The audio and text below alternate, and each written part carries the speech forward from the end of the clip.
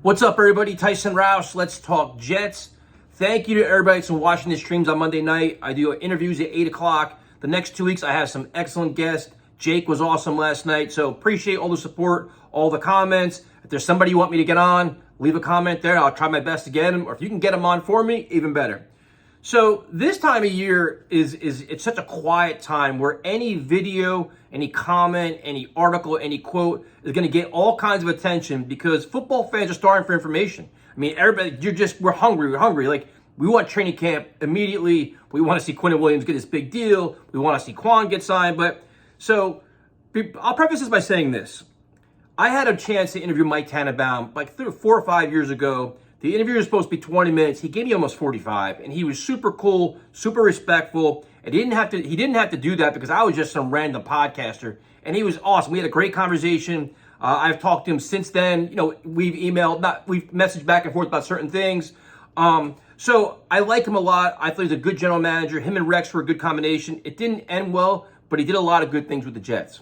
With that being said, Mike Tannenbaum offered up a terrible take when it comes to the Jets, where he changed the Jets' offseason grade to an F because they canceled mandatory minicamp, which to me is ludicrous, but his mindset was every day is valuable, every practice is valuable, and if you want to catch up with the Chiefs, the Bills, and Bengals, you can't take any time off. You got to increase your competition and get as much preparation as possible. So Herman Edwards came on after him and said, you know what, while I respect what you're saying, you know, Aaron Rodgers was at all the OTAs, and these 3 days probably aren't going to make or break making the playoffs.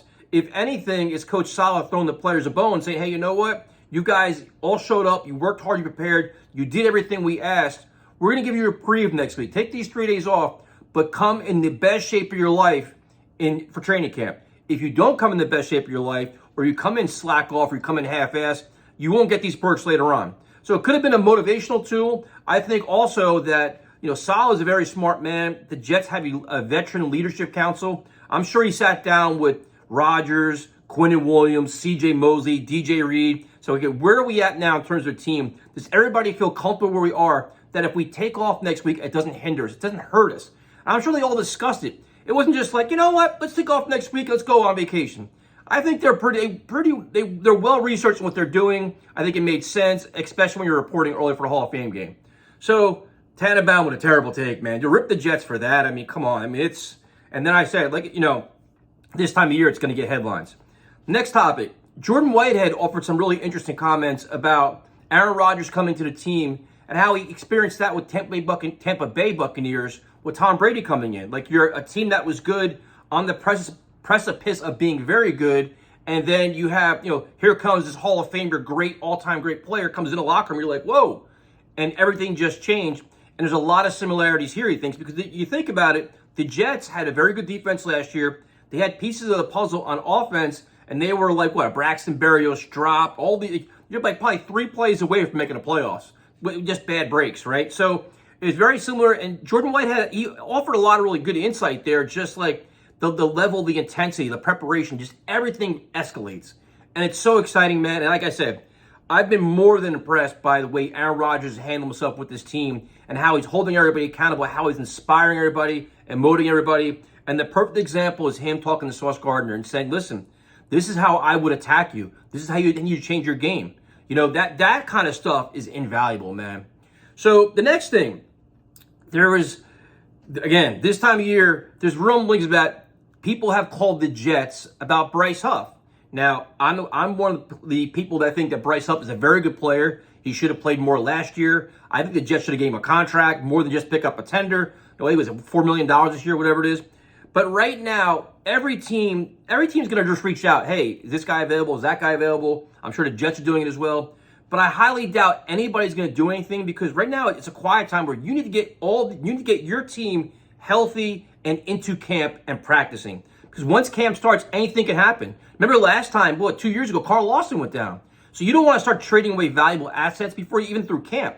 Now, if you're 3 weeks into camp and McDonald looks awesome and Jermaine Johnson looks great, and you have all this talent where maybe in a situation where Huff could be expendable, but I mean, even then I don't do it. So I'm not really going to overreact to these rumors. I mean, I think a lot of times this is just people throwing shit against the wall and making it stick. Like, oh, this is another rumor we heard. But I just don't put any don't give it any stock, man. I don't think Huff's going anywhere. I think he's primed for a big year. Hope he plays more. And he's kind of one of the guys, late in the game in the fourth quarter with Jets for the lead. You just let him pin his ear back and go after the quarterback, man. So I'm not buying into this trade stuff for Huff.